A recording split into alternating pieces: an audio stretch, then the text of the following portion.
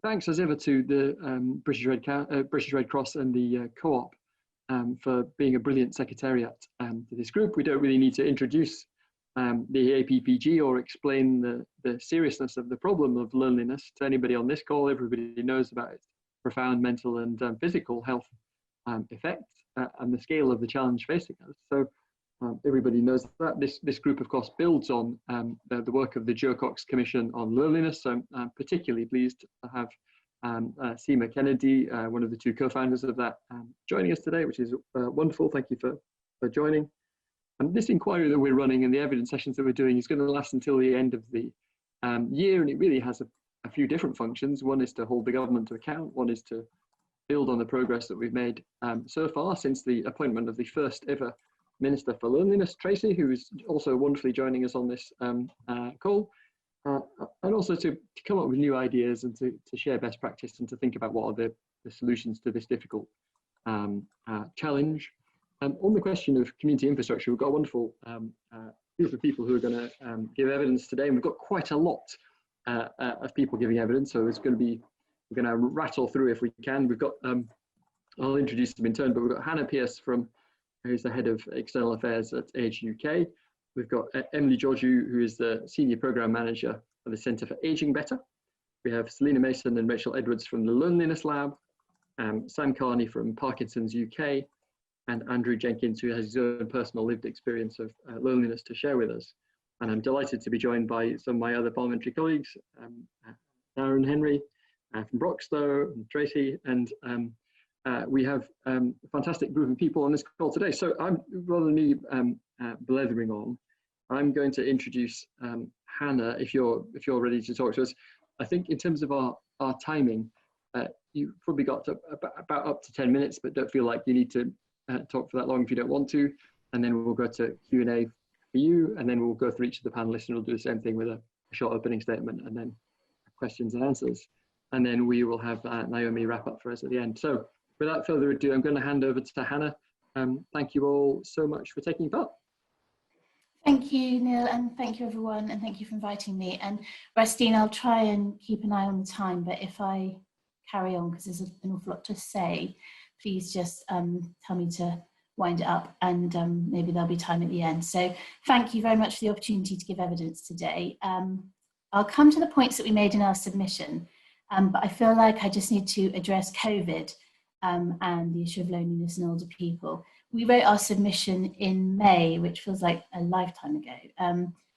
And rereading it, we wrote about COVID in the introduction, but it's quite striking that other than that, COVID didn't really feature in our submission, whereas now, 5 months on, we don't really talk about, we talk about little else really. So almost every policy and campaigns and services discussion that we are currently having at Age UK is either directly about coronavirus, or at least there's a strong COVID dimension to the discussion.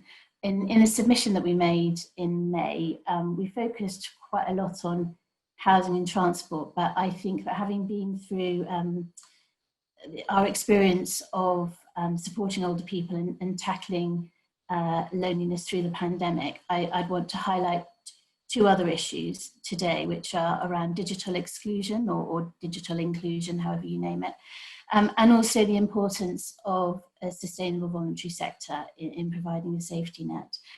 So there's no doubt that COVID has increased loneliness across all generations. We know at Age UK that this year has been one of increased anxiety and a heightened experience of loneliness. We had a huge increase in calls to our helpline, the Age UK helpline, and our sister charity, Silverline.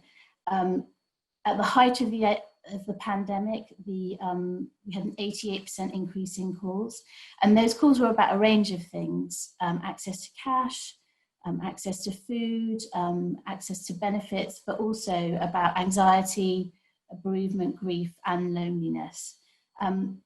Obviously, before the pandemic, we were aware that over 1 million older people are facing loneliness, but I think because of the pandemic, it caused many people who actually became lonely during the pandemic and who had beforehand been okay, and they'd had opportunities to socialise and get out of the house, but because of the lockdown, and they were perhaps shielding and having to social distance.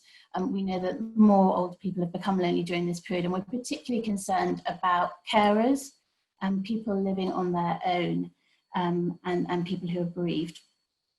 There's also an issue that there's disproportionate risk to older people from COVID compared to other groups, means that we think the impact will go on for longer, directly and indirectly. Many older people are continuing to shield, and if they're not shielding, they are just worried about what to do next.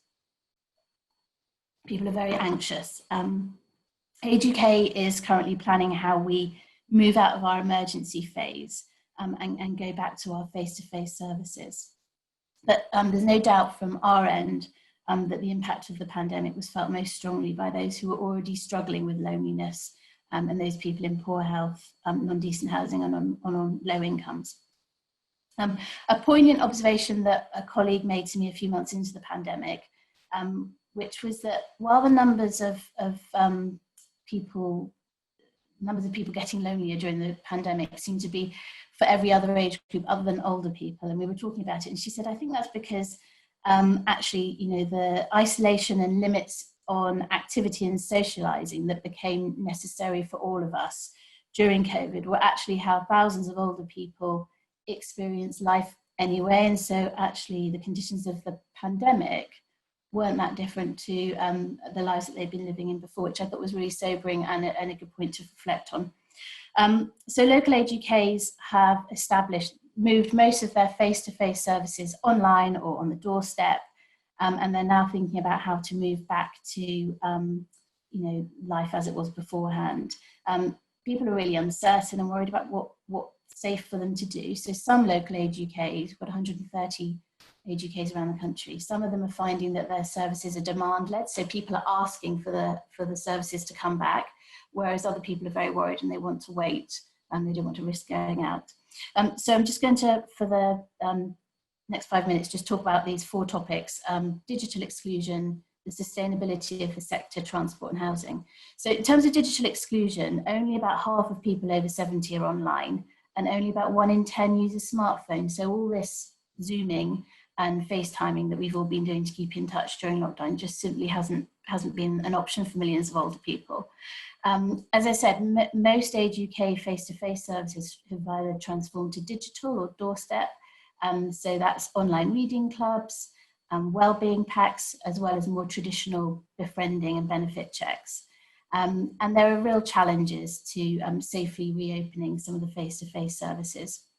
In some cases, we've found that we've found a whole bunch of new clients who didn't use Age UK services before, but now they're online, they have accessed it, and that's worked really well for them. So we've got sort of a new base of clients. But for many people, they just haven't been able to continue to access our services because they're not online. And you know, they are digitally excluded, and that's become even more apparent during the pandemic. We have tried to train and support more people to access digital resources, but I think it's fair to say that the digital divide between those who are online and not has really been exacerbated by the crisis, and those who've been online have mostly been able to make benefit claims, do online banking, do online shopping, but those people who aren't online have really been left behind. So the recommendation around digital is really for everyone, society and families and government, to prioritise improving access to digital skills training and provision of hardware. We've done some excellent collaboration with some private sector digital partners to help people get online, but we obviously can't do that unless there's more financial investment. So the recommendation really is for national and local government to focus on supporting people to get online, but also making sure that there's non-digital access to goods and services as well, because there'll always be a group of people who won't want to go online. The sustainability of the sector. So I think in terms of tackling loneliness, Age UK has learned lots of things over the years, and they've just been really more underlined and emphasised during the pandemic. So that's about making sure that you know the community that you're working in. So being able to provide personalised support, knowing what other community services are around, and partnership working. So we believe that our local Age UKs have where they've been really successful is because they know their communities, they know what needs they're trying to meet, and the communities working together. So there's good joined up working between the local authority and the voluntary sector and the CCGs, and services. There's good knowledge about what services are available, individuals can be referred into, and really it's making the most of coordinating, you know, sometimes where it's limited services to make sure the resource reaches the people in need. And I think at this point, it's important to say that the sector's really been hit. You'll all be aware of the huge redundancies that have happened across the sector. We lost a third of our income as soon as lockdown happened. We had to close all our 400 charity shops. That income is coming back steadily, but not soon enough. So we've had to make a significant number of resources from Age UK National Office. We know that local Age UKs have had to close services, make redundancies. A handful of Age UKs have closed completely. And I think as time goes on, there's going to be more difficult decisions to be made, which is really sad for our staff, for our colleagues. But actually of more concern, it's the older people who now might be left without support in the future. Transport is a really significant role. This is sort of less COVID related now. Driving is the most important form of transport for older people. About 70% of people over 70 drive and have access to a car. But as people tend to go into more ill health or disability, driving becomes less important and there's more reliance on public transport, which is crucial. But public transport isn't always accessible, it's not always reliable, and it's not often always there when people need it. So again, I think having joined up relationships between the voluntary sector and local authorities so that community transport alternatives can fill the gap where public transport isn't there is really vital. Housing, briefly on housing, many people have lived in their homes for years and years and they don't want to move away in later life. And actually to move away in later life isn't just losing their home, but it might be moving away from the communities and networks that support them and look after them. So a priority for us is allowing people when they want to stay in their own home, and that means good access to adaptations, things like the Disabled Facilities Grant, but also making sure that houses are built for people to live in for their whole lives from the start. So lifetime homes and building regulations that allow people to be able to adapt to their homes as they go through their lives.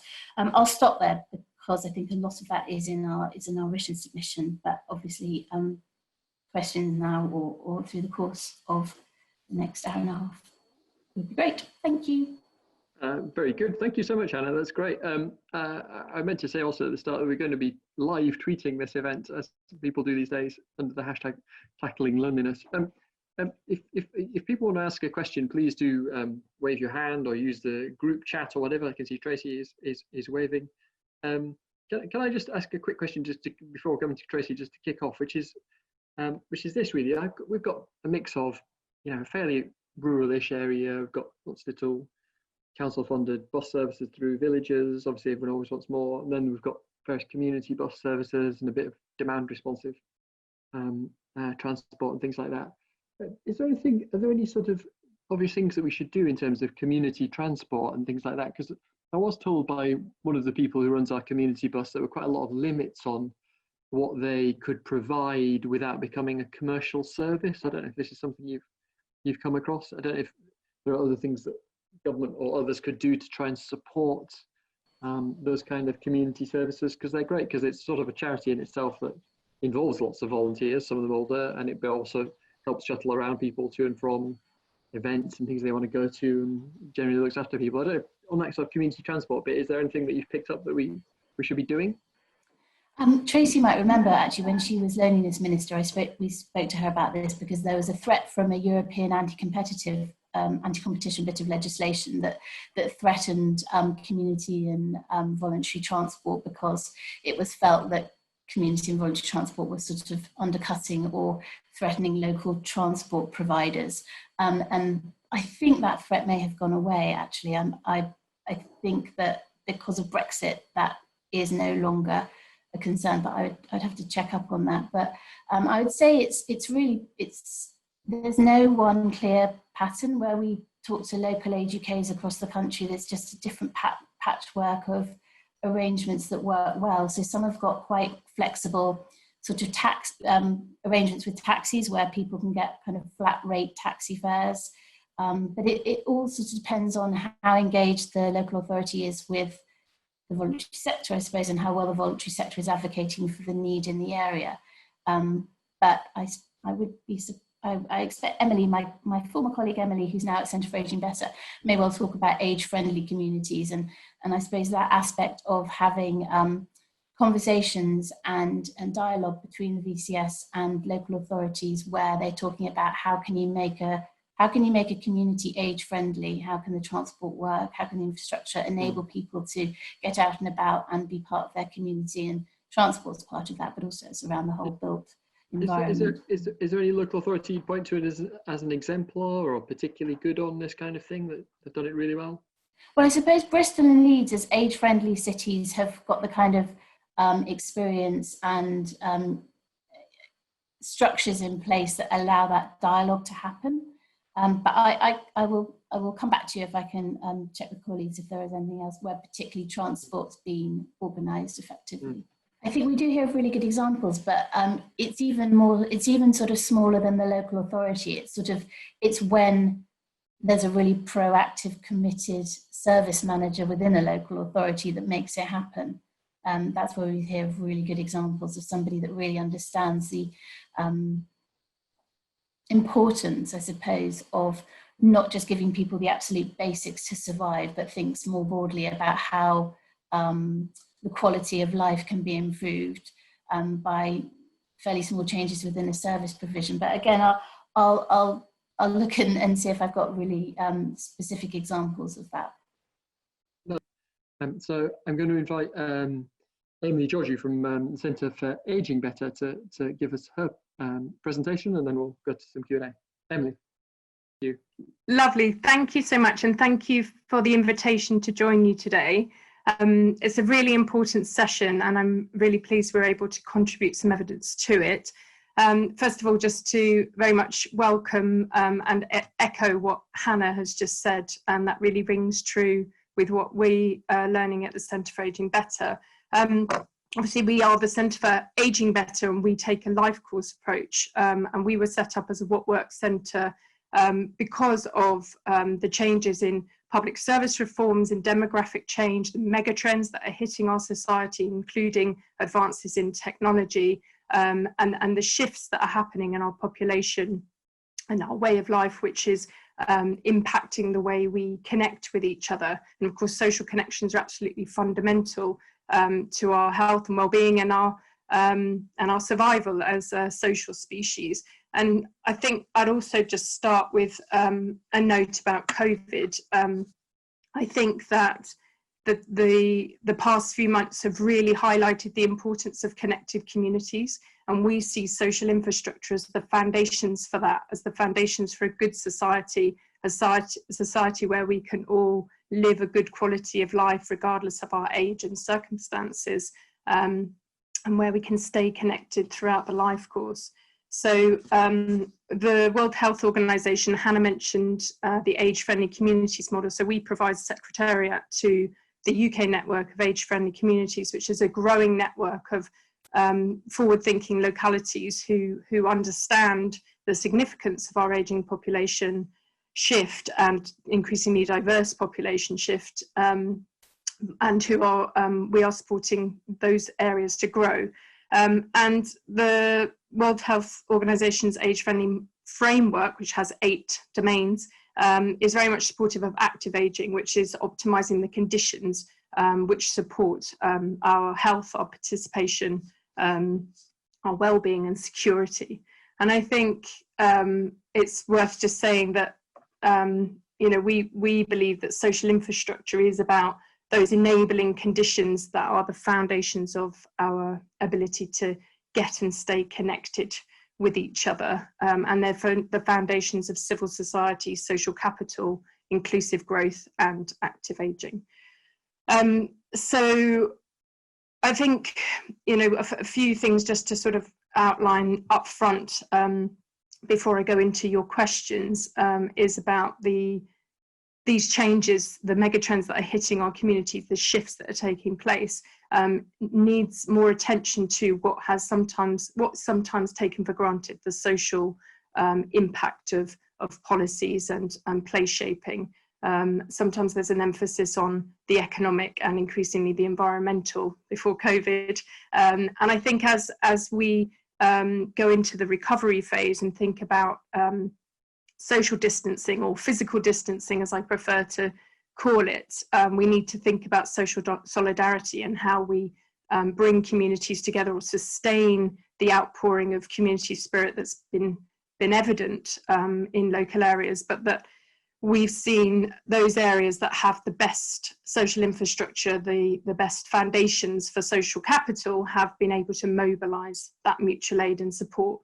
And we want to see that happen every day, and not just in a crisis, because there's a protective effect of connected communities for everyone, regardless of their circumstances. And as we've seen, Hannah mentioned digital exclusion. Obviously, COVID has really brought that to the fore, but those issues existed anyway. And I think that's true of the inequalities that we're seeing, that this has really amplified and accelerated things that were there already. So the question now is what can an inquiry like this do to bring attention to the fact that decisions that are made, design of our communities actually enhances our ability to connect, our social connections, as well as applying the economic and environmental lens.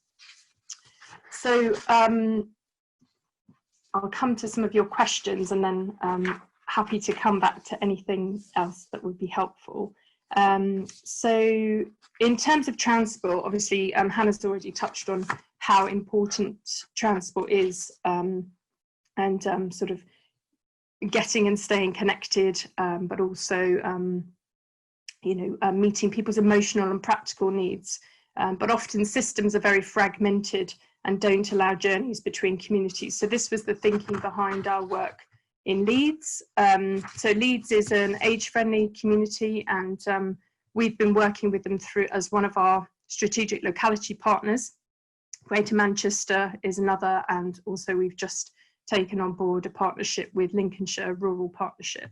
And so this is in addition to our support to the age-friendly communities, and we're working with them to take a more strategic and systemic approach to thinking about how to tackle some of these wicked issues that that aren't immediately obvious how to resolve. So the Leeds Door-to-Door Transport Innovation Project is still in a development stage, and a manual trial has been undertaken.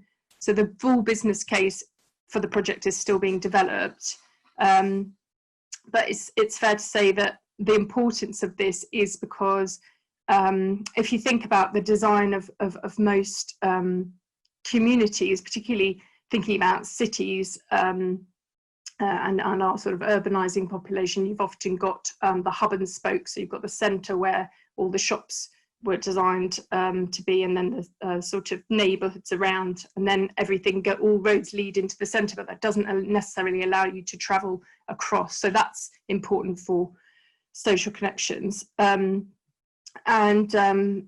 So yes, as we age, our mobility can also change, and Hannah mentioned about driving and how there are sort of ageist views about older drivers, but it's also really important to think about choice and enabling people to make transitions as their life circumstances change. So we want to encourage more active travel, something again which I think has been COVID has really brought to the fore, ability to move around our environment to get and stay healthy and to connect with others is really important.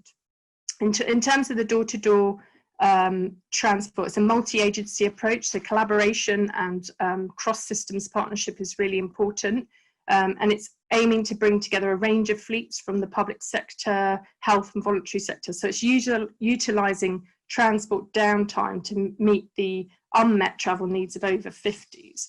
And it's overseen by Leeds City Council, but there are representatives from the voluntary sector, from health, and it's funded by the West Yorkshire Combined Authority.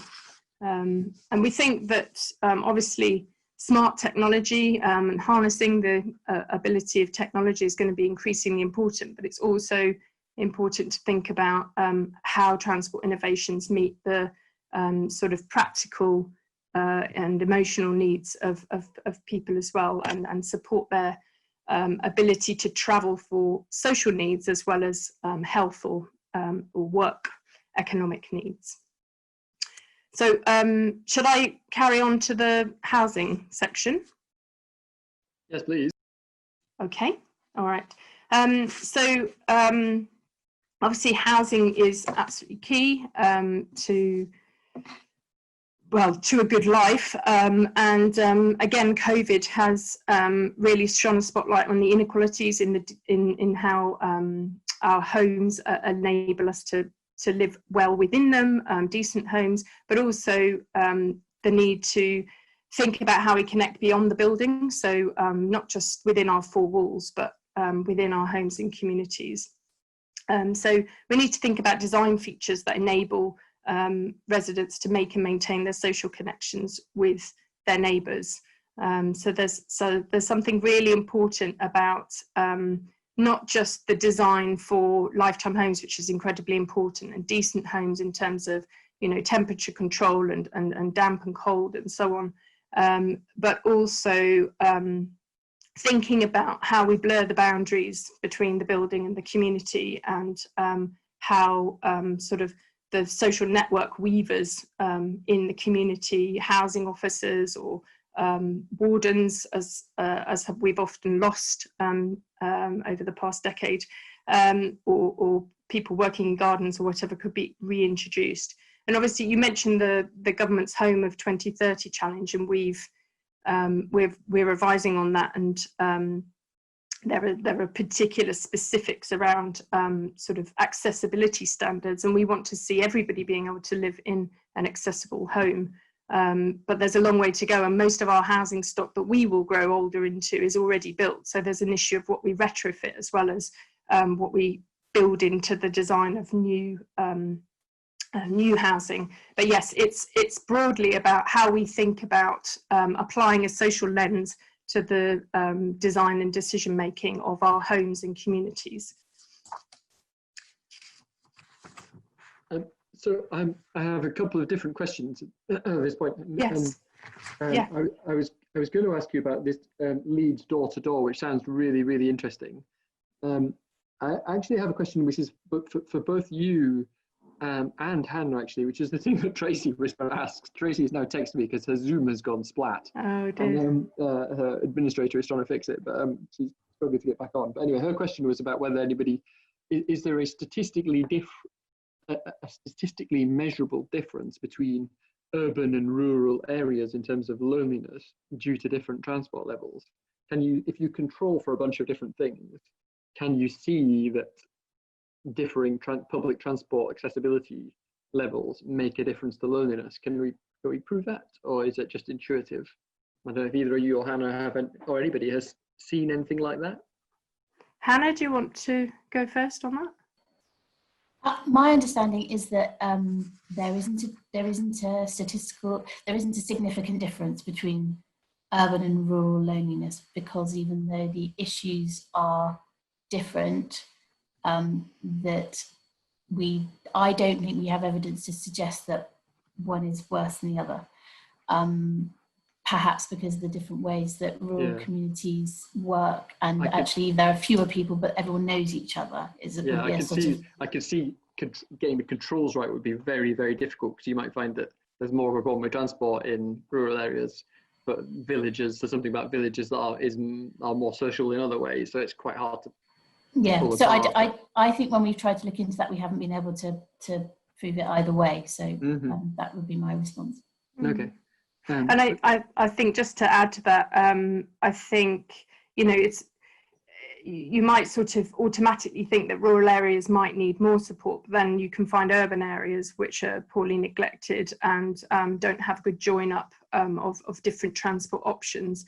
and equally in a sort of rural setting, you can get the sort of village community spirit which pulls together and comes up with different options, precisely because there isn't so much infrastructure, but you don't necessarily have that sort of civic organising going on necessarily in urban areas. So I guess that's a question, and I think as well as thinking about rural urban decision making, it's important to think about age and wider circumstances. So who's most at risk, who's most missing out on the transport options and travel choices that they need to live an active and connected life, and prioritise that.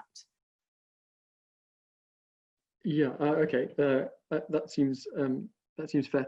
Just to come back to the earlier question I was going to ask, which is about Leeds door to door. Can you give us a bit more of a, you know, you're saying it's a thing that's emerging, but can you give us a bit more of a sense of what the cost is relative to how many people this is going to benefit? And it sounds, using kind of the downtime seems smart. How exactly is that work, and what is its potential to be done elsewhere, or is this Sure. something you're going to really work in kind of inner urban areas like Leeds? Yeah, I mean, I think the Leeds Transport Innovation is one example of good things that are coming out of Leeds, and I think that foundation to that is that they take an age-friendly and inclusive approach. So they're very much thinking about how they can, they've got a sort of strategic DNA or stick of rock through which they think about these things in a sort of asset-based, age-friendly, inclusive way, which I think is important just to say. In terms of the funding from the combined authority, I understand that's 1.2 million has been agreed by Leeds Passenger Transport Improvement Programme to be released in phases, and that phase 1 drew down 349,000. And then there's a business case that needs to be put together and agreed by the board. And then in terms of achieving the national spread, I think just to jump yes. in on that, what will the 1.2 million get them exactly?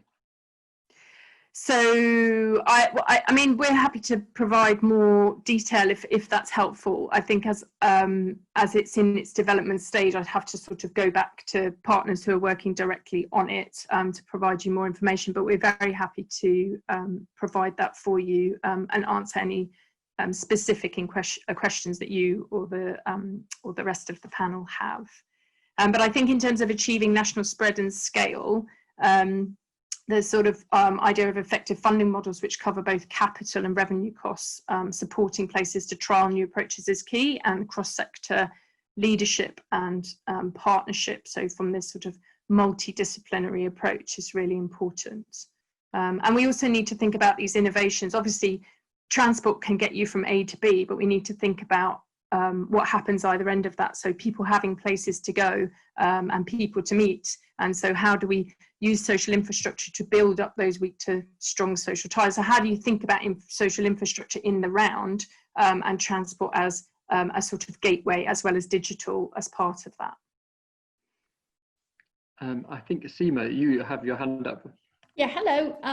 Emily, we've sort of touched on this, thinking about comparing urban and rural, and I'm very interested that the next area you're working with in Lincolnshire is Lincolnshire. And as far as I know, Lincolnshire is a 2-tier authority. Somebody, East Midlands, Neil, can you tell me? It is. Yeah.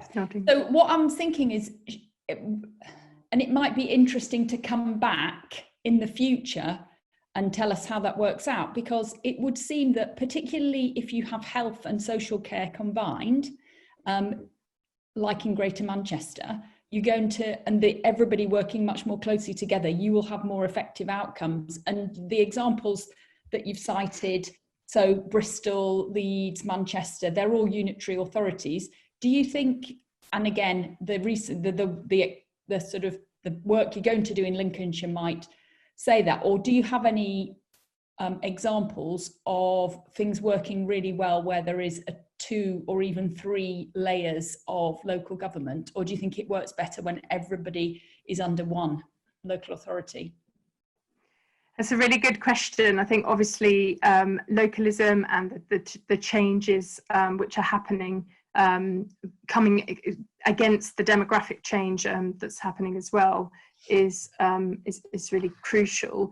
I'd be happy to come back to you with more details on that specifically, but we're really very happy that we're taking on this partnership with Lincolnshire, because we wanted to find a rural or coastal partner, because we recognise that Leeds and Greater Manchester offer that sort of more urban approach and also more advanced. There have been initiatives like one of the Ageing Better partnerships, which you'll be familiar with, National Lottery funded programmes, which have happily had an extension of 12 months funding offered to them. But there is one in East Lindsey which has been coming up with some really good practice, so that's really good. I also just wanted to mention, in terms of your question about health and care, that in Leeds as well, we have been evaluating the Leeds neighbourhood networks and also working with Birmingham with their newer model. And we ran a webinar, which I'd be happy to share a link to if anybody's interested to watch it. We've had our first insights report and we'll be sharing more information. But this is about how they're taking an approach across the whole locality, but also bottom-up, community-led, older people-led networks within the 37 neighbourhood areas of Leeds and the constituencies of Birmingham, and what that's doing to help join things up. And I think as social prescribing rolls out, and we think about how do we join up individuals in their own homes with the sort of essential services and life around them, so that they continue to live as well connected and as good as life as possible, rather than sort of just be falling into a sort of health and care system. So how can we take more an upstream preventative approach? And we're learning great lessons, which we would love to continue to share with you. Yeah, thank you. I'll give you my contact details offline. Thank you. Thank you. Oh, sorry, Tracey said, she messaged me to say her computer has died, and apologies to everybody. Oh dear, that sounds a bit ominous. I don't know if Darren wants to come in on any of these things. I do have another question on this, if not, which is really about this point that you just made. And I think I'm interested in these kind of turning public and informal things into places that are good for tackling loneliness. So there are certain places like community centres and church halls that have, do this all the time. But then there's, people meeting in the pub and things like chatter and natter tables and initiatives to try and make cafes kind of places where you can more easily talk to a stranger. I don't know if you have any thoughts or any best practice you've encountered on that as sort of attempts to make kind of these public places more friendly for more useful in terms of tackling loneliness. Yeah, absolutely. So, I mean, there are some examples from Leeds. There's projects like LS14 and a shared tables initiative, and again, we could follow up with some links to provide more information. There's also a really interesting initiative in Brighton called the Bevy, which is basically, it's they've shifted from, during COVID, they were providing a lot of Meals on Wheels services, and now they're moving back towards the more pub environment with the social distancing in place. But I think absolutely we need to be taking a holistic approach here, and it's not necessarily whether the Costa cafes have a sort of scheme running or so on its own. I think it's very much about the whole place and how we design in these opportunities throughout it. So there can be interesting initiatives that pop up from the voluntary sector or from private sector or so on, but we need to, what we've learnt, I think, is about the importance of the underlying infrastructure that enables that. And it's a shame Tracey isn't able to join us, but she was the loneliness minister when we secured a partnership with DCMS to run a review of community contributions and volunteering. And but as part of that, we did some primary research in 4 localities, which were Leeds, Bristol, Settle and Scarborough. And one of the key bits of learning around how to support more people who are in later life and at risk of missing out on social connections and sense of purpose. One of the key findings was the importance of having shared spaces, places that were suitable to meet. And yesterday there was an excellent report that came out from Ambition for Ageing in Manchester, working in partnership with Manchester University and others, and the National Lottery Ageing Better partnerships again. And that's particularly focused on social infrastructure that supports diverse communities, and both in terms of the bonding capital, the supporting people to feel connected with people like them, and to feel safe and able to do things that are give them meaning and purpose, but also to have bridging capital. And I think linking capital as well is really important in terms of organisational support, institutional support, and joining up what happens within a place. So it's not just about social prescribing and link workers, but it's also all of the community and relationship weavers, whether they be community builders, community organisers, people from the council, capacity builders and so on, or voluntary sector roles. Very nice term. I like the idea of the weavers. On that note, we're going to move on to goes from Loneliness Lab to Selina and Rachel. If you want to say a few words, and then just because we're quite tight on time, we'll do questions and answers. So I don't know which of you wants to go first. Should we pick on Selina? Yeah. Yes, I'm glad you did, because I'll go through a bit of our evidence in the first instance, and then Rachel's been involved in a lot more of the details, so in terms of questions she might be able to give you more information about some of the detail. But just to explain a little bit about the Loneliness Lab, Rachel and I both work for Lend-Lease. We're a developer and a contractor, working on regeneration projects in our urban environments, largely London and Birmingham.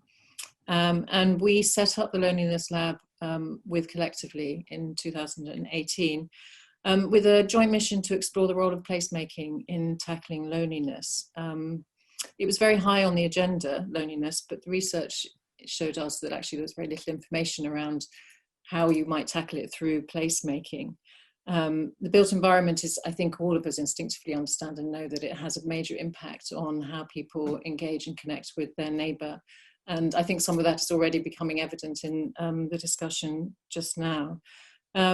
So we've established the Loneliness Lab to basically provide a neutral platform to bring our industry together with policymakers, other professionals, community leaders and organisations, to see if we can work out more detail around tackling loneliness through placemaking and experiment with solutions to tackle it. And we've identified that there's huge demand to take action in our industry. Everyone is very interested in it, but really lacking that kind of detailed information about how to actually create impactful change in this area. So we've had some pockets of great and brilliant initiatives with over 600 people have got involved, but it's still very much in its infancy. And I think probably we're very reliant on a lot of anecdotal evidence here. And really, I think probably one of our biggest recommendations is that we need to do much more research in this particular area about the built environment. And it's great to see that there is some emerging research. UCL has recently launched a small piece of research funding on the topic. We've done, Lend-Lease has done a little bit as well on workplace loneliness and how you might tackle that. But we do need much, much more evidence base, I think, to make our design work that much better.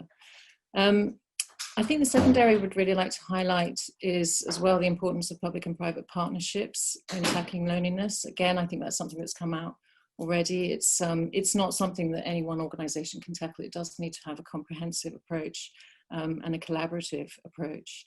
And as a developer, obviously, we're very committed to creating healthy places. We really do want to create environments that have lasting value for the community that we're building for. And to do that, we generally work with public sector partners to help us do that. And we particularly enjoy working with public sector partners who take a long-term and systemic approach towards intervening in social and environmental issues. So best examples of that are we're doing work with Southwark at Elephant Park and Camden at Wigston. Both of those are very ambitious around how they want to use their investment and their what they're bringing to the table with us to help support get better outcomes for their communities. But I think in general, we're finding that the loneliness agenda is being very much led by civil society. The public sector, the private sector isn't particularly active at the moment in this area. And we think there's a lot more that our other private sector colleagues, certainly around the built environment, can do a bit more of. And I think that we have also found that if the public sector challenges us to do better, we do better. And there are examples of that. What we have found as well is that it's the boundaries between public and private that are very important in tackling loneliness. And as placemakers on a neighbourhood scale, we invest in creating thriving communities. And those are usually built on friendship groups that develop over a long period of time. But obviously we're working often in environments and urban centres where communities are very fragmented, very transient. So what we're trying to get to is to sort of work out how can people invest a little bit more time to create longer tenureship in the places that they're living in. And so we've done a bit of anecdotal research on this, and we're finding that what people are generally saying is that the key to it is actually making people feel more comfortable in their environments. So they feel more open and curious about their neighbourhood. They're more willing to engage in it, to explore it, more likely therefore to bump into their neighbour, more likely to strike up a conversation. I think a lot of that is around how you design a place to feel comfortable, to feel non-exclusive. And again, I think that's the relationship very often between these boundaries between public and private. And as a private sector investor in place, I think we have to think quite carefully about how we create environments that feel welcoming to everybody. It's very easy to not think about it and create a very exclusive environment. So I think there's work that we need to do on creating, probably look to ourselves a little bit more as well and start to work out how we can approach these things from a slightly more diverse perspective, and perhaps bring more people into the conversation at an early design stage to help us understand why some people feel more included than others in places. And we can talk a little bit, but there are operational aspects of this as well, and Rachel can perhaps talk about that later on. And thirdly, I think we'd really like to encourage a bit more joining up across government on this agenda. Obviously, DCMS has been leading action on loneliness, and there has been some great action, but we're now looking at, for instance, major change happening in the planning regime in this country, which could have a huge impact, given obviously the uplift in house building the government is proposing. It could have a major impact either on improving outcomes or not. And I think it's really important that we think about that now quite carefully. It's really important that we embed that into some of our policy thinking. For example, I think design codes and guidance, the emphasis very much in the proposal at the moment is on kind of aesthetic outcomes. That's obviously important to many people in the community, but actually you can make functional aspects of that work too, I think, to deliver better outcomes. So for instance, if you look at something like the Code for Sustainable Homes, which ran from 2010 to 2015, it's a good example, I think, of a policy directive from central government that had a major impact on delivery by the private sector. And so I think it is an area that certainly you can look at to frame how in a local plan, how local people might want to explore the idea of loneliness or connectivity within their community, and work out how you can drive much better outcomes through design proposals from the private sector. I also think there's a lot of opportunity as well to start to work better between transport initiatives and placemaking initiatives as well. Consistently, I think street design is not focused on creating connections between people. It's usually connections from A to B for vehicles. And so I think that whole issue of how you create places that work best for pedestrians and for people actually using the public realm as part of the community, rather than those using the public realm to get from A to B in a vehicle, I think it's really important. But a lot of that is getting best outcomes there is really difficult, because I think the motives of the government investment or the local investment from that is very different.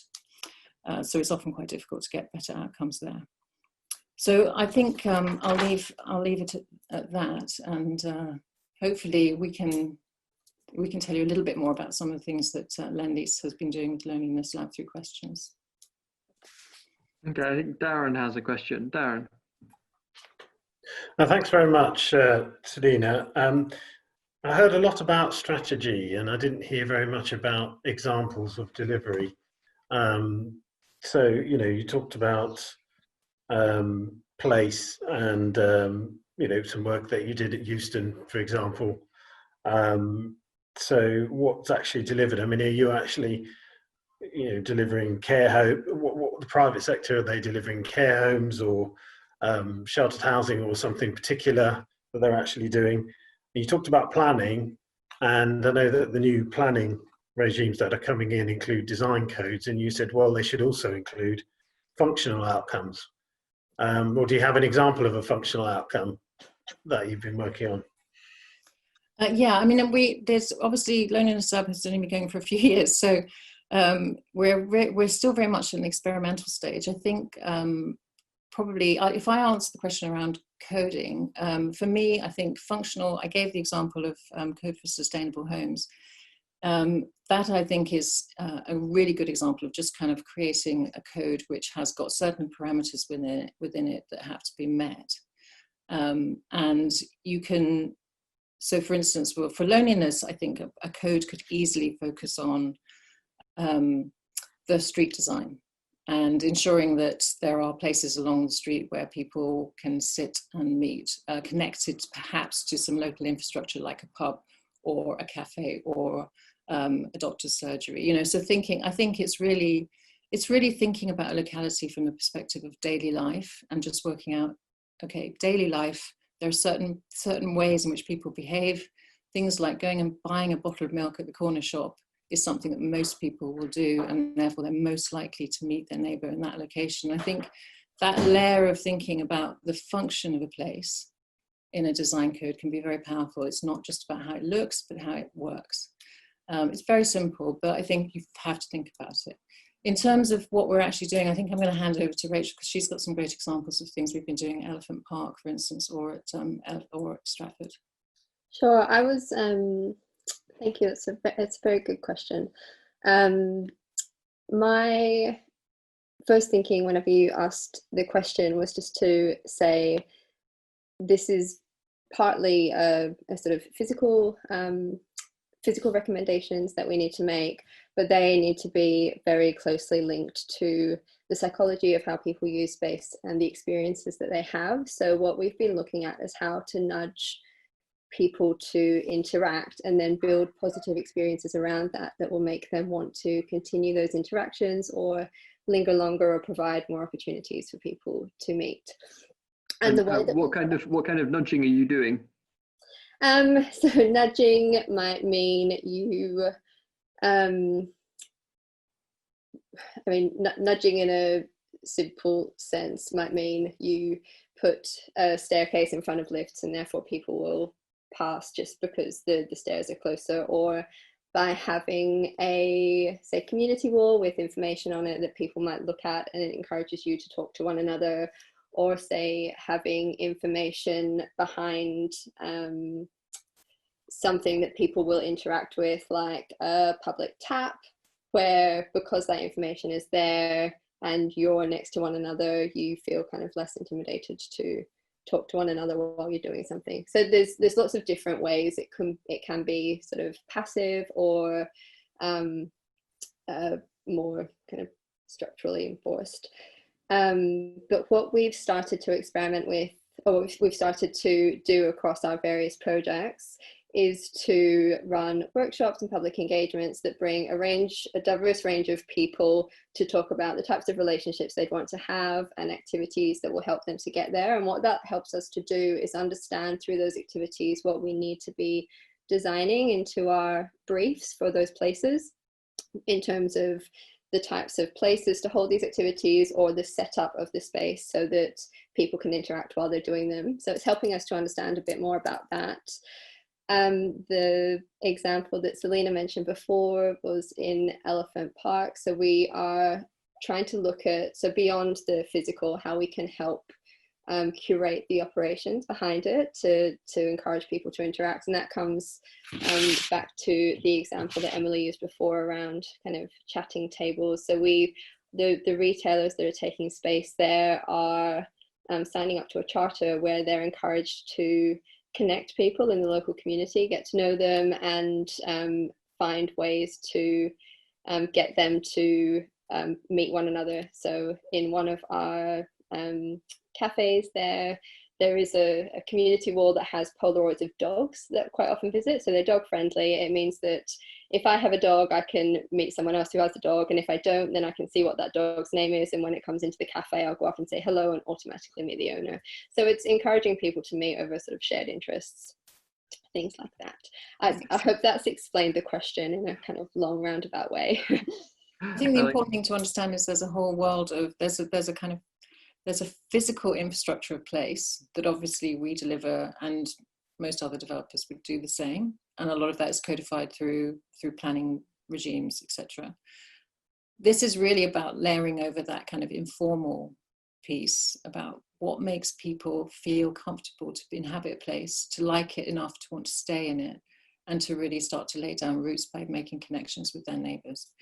And that's something that as a developer, we're really very much at the early stages of understanding. We know it's important, and we're instinctively working out how that happens, and we're trialing various things. We'd love to have a bit more embedded, a bit more detailed research on it, so that we could make better decisions when we start to design these places. Thank you so much. Conscious of time, so we're going to jump on now to Sam Carney from Parkinson's UK. Okay, I'll try and keep it brief given time. So I'd like to thank the All-Party Group for holding an inquiry on such an important issue and for inviting us here today. Parkinson's is the fastest growing neurological condition in the world, and currently there is no cure. It's a very complex condition. It has motor symptoms like freezing or tremor, as well as non-motor symptoms like anxiety or depression. So this means that Parkinson's can impact all aspects of daily living and lead to a number of challenges around using public transport, navigating the built environment around the home, and the ability to enjoy and meet socially with others. And these kind of factors contribute to social isolation, and therefore can lead to loneliness. However, we believe there's a number of changes that could be made in order to help reduce social isolation and tackle loneliness. So in terms of transport, obviously it's really important to have available and accessible transport for someone to live independently. We hear countless times from people with Parkinson's about difficulties in accessing bus and train stations, and also the barrier poorly maintained roads and paths can cause. We think one of the kind of key ways to help avoid these kind of barriers and challenges in the first place is to involve people with Parkinson's and others with similar long-term conditions at the heart of transport infrastructure planning.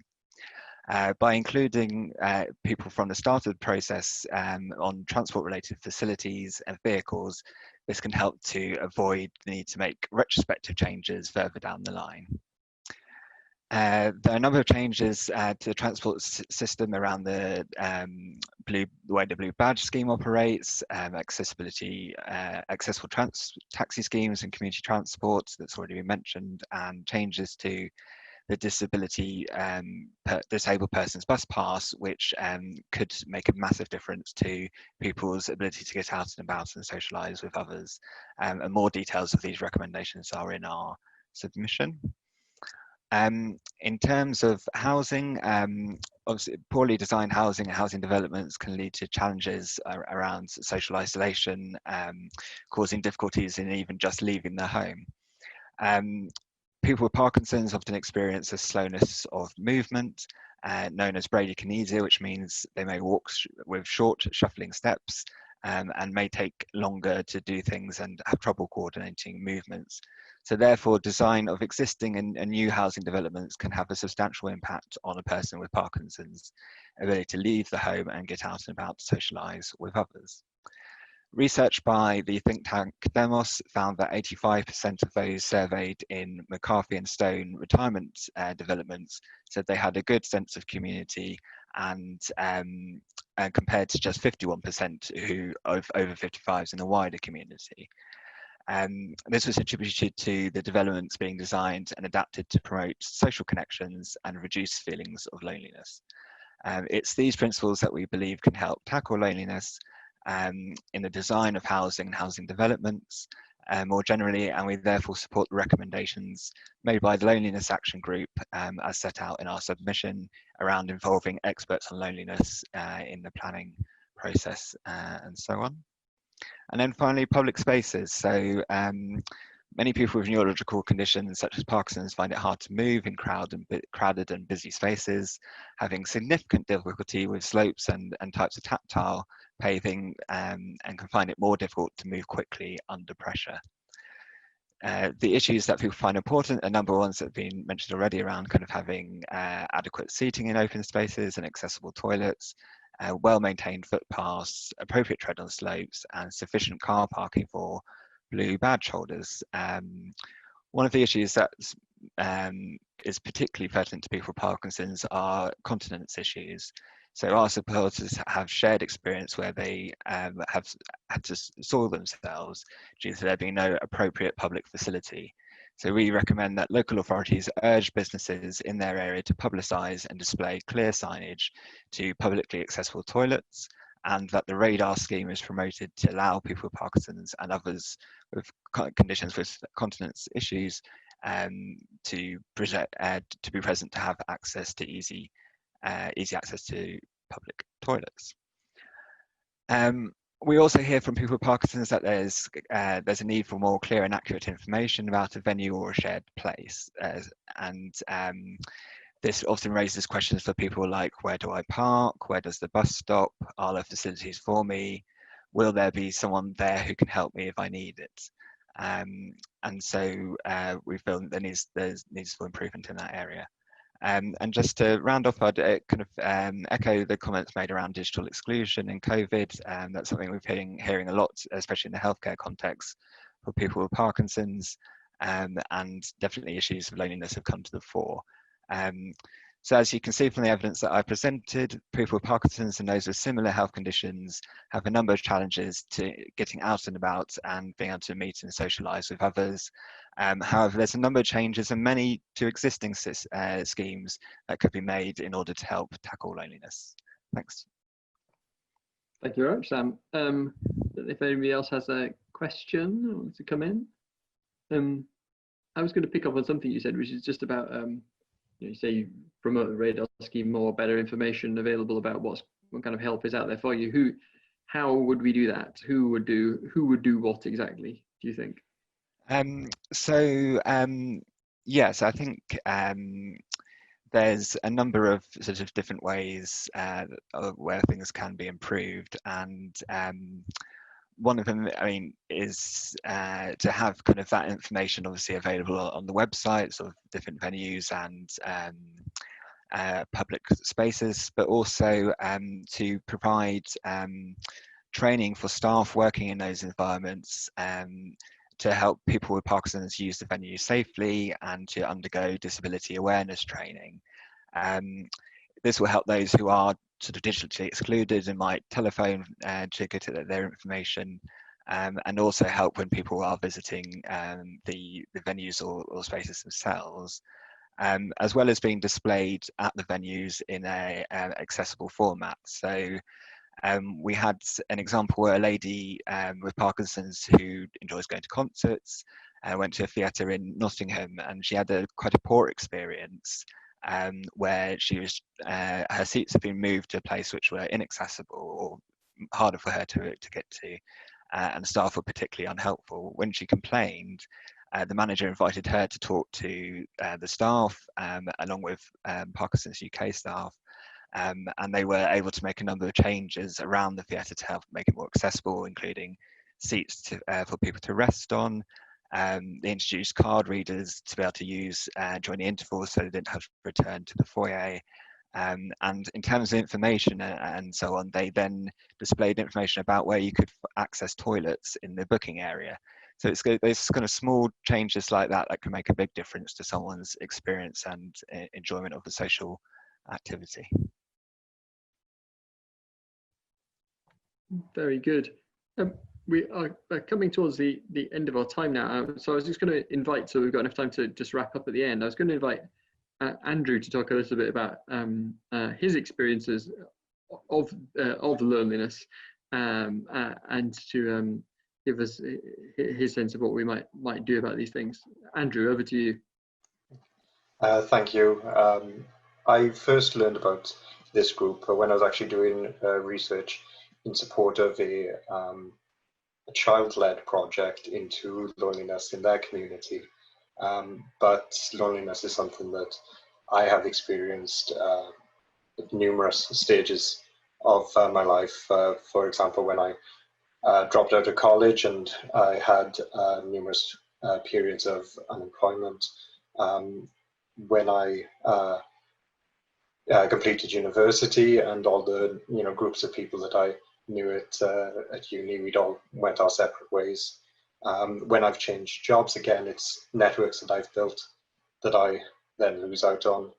And most recently, when I became a parent, and a lot of the things that I would try to do suddenly became, well, not my priority anymore. There's been numerous challenges, in accessing support and accessing contact, and the first one is information. It's about what is going on, what is around me, what's happening, and good example of this is I only found out a few months ago, really, that there was a parent and toddler group very close, within walking distance of me. And prior to that, I had not seen that this group was around. I had not been informed in the numerous health visitor visits that this was there, and we had, my partner and I, had gone to things further afield. And that comes on to my second challenge about costs, is that, you can, even if you do know about what's around, what's available, what you can go to, there are costs associated with that. There may be parking charges, there may be public transport, costs, there may be costs of accessing various services or events. And of course, in the example that I'm using about going with a child, there's also other costs there, food. And the third challenge is access. I'm a public transport user, and now I live in I live pretty much in a town centre, but previously I lived in a valley community, and the buses, it wasn't served by a train line, but the buses there, they were twice an hour. And often by the time they got to my village, they were pretty much full of people. And recently, that's been changed to only once an hour. Sorry, before COVID. I'm not too sure what the arrangements are at the moment. But that's also put a significant strain on people who use public transport, when reliability and being able to access what they want to go to in an appropriate time, because you don't want to set off hours before you need to get somewhere and then just hope that the timings work out. And the fourth biggest challenge for me is quite personal to me. Is I suffer from anxiety. I can't tell you how many times during this sort of group I've almost thought, right, leave meeting, can I actually give my evidence? But I'm glad I stuck through it, and I think it's because of what's being said by everybody. I found it so interesting that I couldn't press that leave button. But when we talk about, even if I've got information of where I want to go, even if the cost is right, even if I can access it, how will I feel when I get there? Will I feel welcomed? Will I feel included? Will I feel, am I going to be expected to do anything, say anything, you know, and all these things run through my mind. And sometimes, and there have been numerous examples of this, when I just, because of the uncertainty, I've chosen not to go to places. I've, you know, self-excluded myself from things. And there have been some occasions where I've gone along to something and, you know, I see, you know, maybe this is just my perception, but I see that you've got lots of people who maybe regular attendees, they're all talking to each other, they've already got that, you know, a good relationship, and I feel as though I'm stepping on toes, that I'm, you know, I'm not welcome. But despite this, these challenges I've mentioned, my submission focuses on two things in particular. And that is that there is already a very strong framework that can be built on. There are numerous community groups, events, there are lots of things that bring people together, that connect people. They already exist in our communities, and the question is, are they supported enough? Do they get the, do they get people in? Do they get people using them enough? Do people get the information? Do they feel as though they can go along?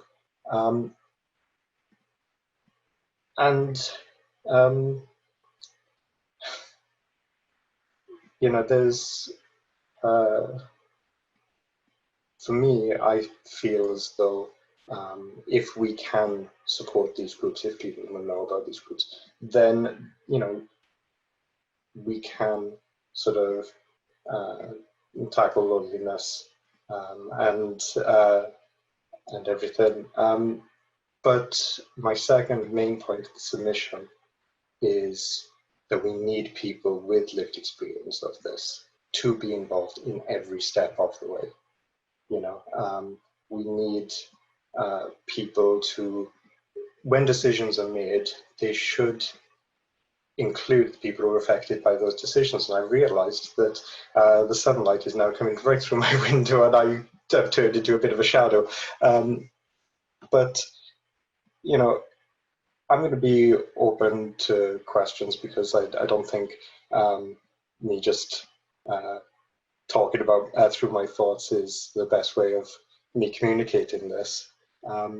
But for me, what is vitally important is that we look at what is in our communities already, that we look at how those are supported, that we look at how people are getting the information about these things, and then speaking to people on how comfortable do they feel accessing this. That's really interesting. Well, I'm glad you didn't hit leave the meeting. That was very useful. It's really, it is thought provoking to hear you talking about it, and about that classic thing of like, what am I going to feel like when I get there? Are the people going to be welcoming and stuff like that? One other thing, a question it prompted me to ask you is just, you know, if everyone knows what the phone book is and what the yellow pages are, and everyone who goes online knows what Wikipedia is, but there isn't really a map of social organisations in Britain that everyone recognises. I've tried to, in my own constituency, like map out who meets where, when, and what is going on in the community and stuff like that on my own website, which probably very many people watch. A few different councils try to do that, and they have organisers try and map out what exists. But there's not. How did you find out about things you want to go to, things you want to get involved in? How do you find out about them? Just chance, or one thing leads to another, or? Well, a lot of the time it is chance. I mean, I use, you know, I'm a member of various groups on Facebook, and I just sort of get involved in conversations, find out what people are involved in, what's available in the community. And actually, you know, in the last few years, my partner and I have set up just a social media presence, which is all about sharing that information, about, you know, focusing on many of the green spaces, open spaces, various clubs, various organizations, various businesses that we know to be very welcoming and very friendly, and we try to sort of share that information on. You know, we have built up, you know, a decent following. You know, obviously it's local, so it's quite small, but it's a decent following. And you know, I think many people these days are accessing that information online, but as has been mentioned earlier, that also leads to the problem of those who are digitally excluded. How are they going to get this information? Which is why in my submission, I refer to my local park, my local country park, and you know, I tried setting up a group for new fathers, a walking group for new fathers, and I found it extremely difficult to, beyond sharing the information online, of getting people to know that this was available. There was no posters. You know, I wanted to put posters up in the park, but there was a lot of sort of almost hoops to sort of jump through just to get a conversation with the right people. And the health visitor, you know, my health visitor did say that she would share this information with her colleagues, and they would disseminate that information to other parents. However, unfortunately, that didn't seem to work, and I had to end that walking group. And it would have been good for me personally as well to basically be around people who were going through, you know, similar to myself. And in the couple of sessions that we did have, I noticed that there was a lot of people who are experiencing similar.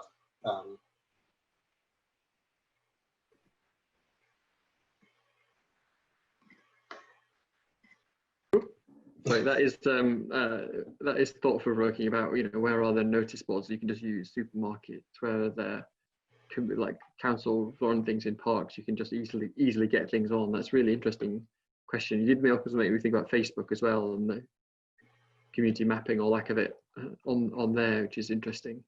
I don't know if anybody else has any questions for Andrew. Seema does. Seema.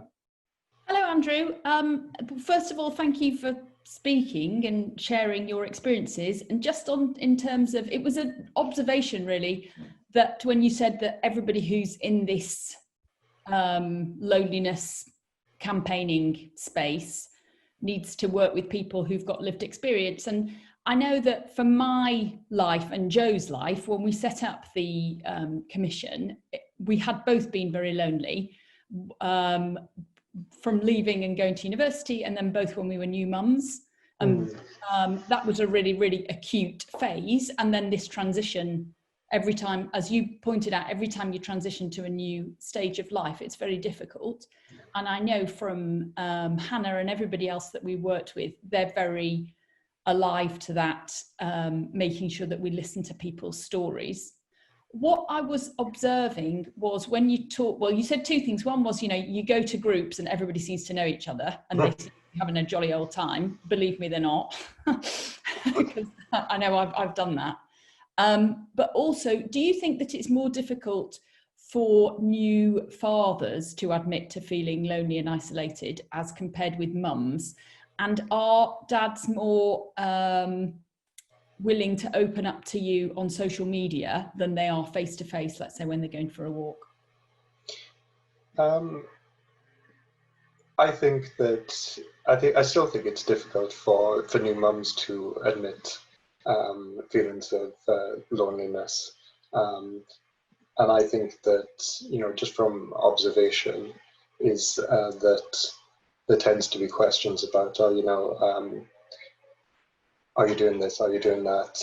And when you're going back to work, and I think that there's a lot of pressure on new mums. But I do agree that when it comes to new fathers, there is the difficulty in just approaching this conversation, in just saying that, yeah, you know, I'm feeling lonely right now.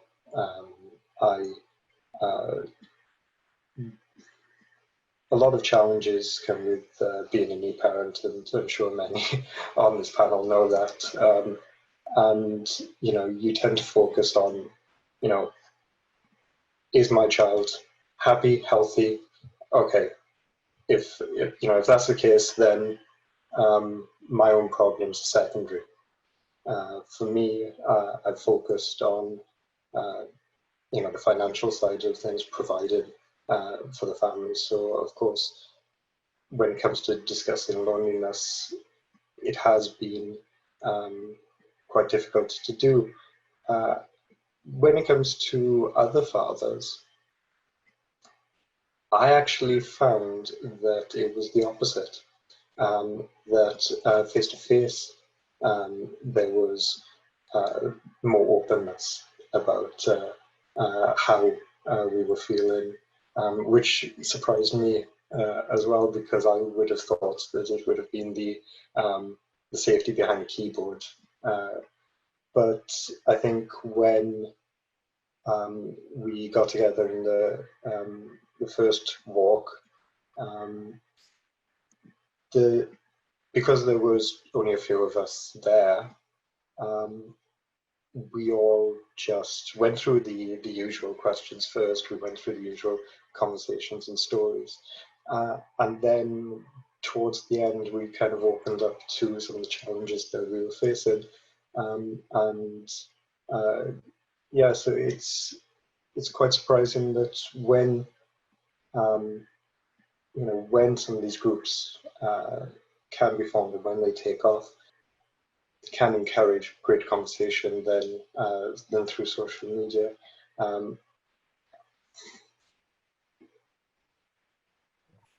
Very good, thank you.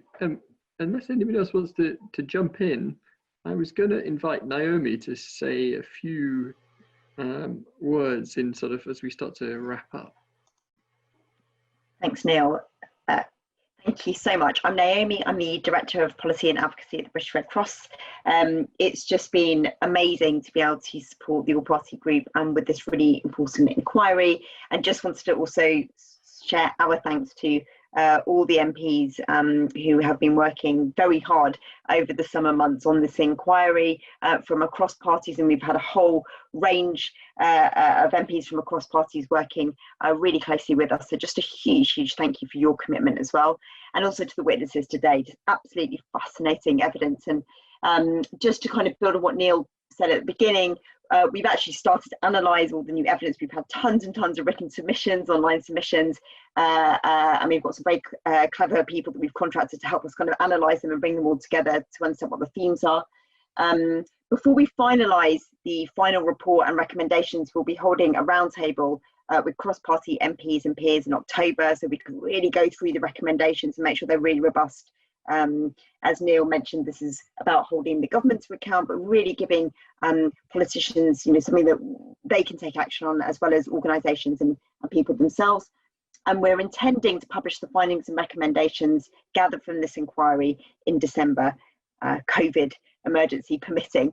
But you know, there's plenty more that we'll be doing, and we're just so thankful for everyone for spending so much time on this inquiry and being involved in the all-party group, and we're really looking forward to another few months of hard work on this really important agenda. So just thank you so much.